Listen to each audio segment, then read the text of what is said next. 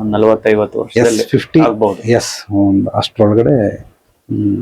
ಅಲ್ಲ, ಇಸ್ವಿ 2026 ಇದು.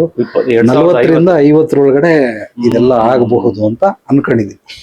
ಬಂದ್ರೆ ಅದು ಸಂತೋಷ, ಎಲ್ಲರೂ ಪಟ್ಟೆ ಪಡ್ತಾರೆ ನಿಜವಾಗ್ಲೂ. ಆತರ ಒಂದು ಭಾಗ್ಯ ಯಾರಿಗ್ ಸಿಗುತ್ತೆ ಗುರುಗಳೇ? ಡೆಫಿನೆಟ್ಲಿ ಇದೆಲ್ಲವನ್ನ ನೋಡಿ.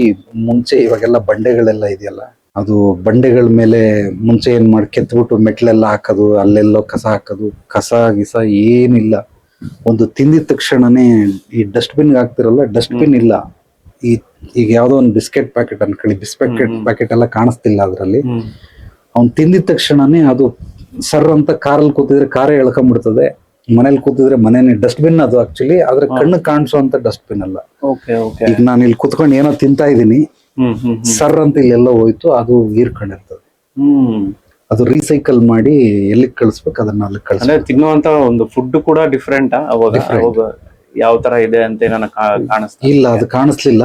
ಬಟ್ ಏನಂದ್ರೆ ಎಲ್ಲವೂ ಕೂಡ ಸ್ಲೈಸ್ ಅಲ್ಲಿ ಇದೆ. ಇವಾಗ ಡ್ರೈ ಫ್ರೂಟ್ಸ್ ಅಂತ ಬಂದಿದೆ. ಡ್ರೈ ಫ್ರೂಟ್ಸ್ ಅಂದ್ರೆ ಖರ್ಜೂರ, ಬಾದಾಮಿ ಅದಲ್ಲ. ಹಣ್ಣುಗಳನ್ನ ಕಟ್ ಮಾಡಿ ಅದನ್ನ ಸ್ಲೈಸ್ ಮಾಡಿ ಇಟ್ಟಿರ್ತಾರೆ. ಅದು ಯಾಕೆ ಅಂದ್ರೆ 3-4 ವರ್ಷ ಆದ್ರೂ ಅದೇನು ಆಗೋದಿಲ್ಲ. ಆ ತರ ಎಲ್ಲಾ ಫುಡ್ಗಳು ಇವಾಗ ನಾವ್ ಹೆಂಗೆ ಕಾಳುಗಳ, ಕಡಲೆಕಾಳು ಅವು ನೋಡ್ತೀವಿ, ಆ ತರ ಮುಂದೆ ಭವಿಷ್ಯದಲ್ಲಿ ಸಿಗಲ್ಲ. ಎಲ್ಲ ಸ್ಲೈಸ್ ಅಲ್ಲಿ ಸಿಗುತ್ತೆ. ಈಗ ಯಾರೋ ಒಂದು 100 ಗ್ರಾಮ್ ಕಡಲೆಕಾಳು ತಿನ್ಬೇಕಾದ್ರೆ ಅವನಿಗೆ ಕಾಳು ಲೆಕ್ಕದಲ್ಲಿ ಸಿಗಲ್ಲ, ಅದು ಸ್ಲೈಸ್ ರೂಪದಲ್ಲಿ ಸಿಗುತ್ತೆ.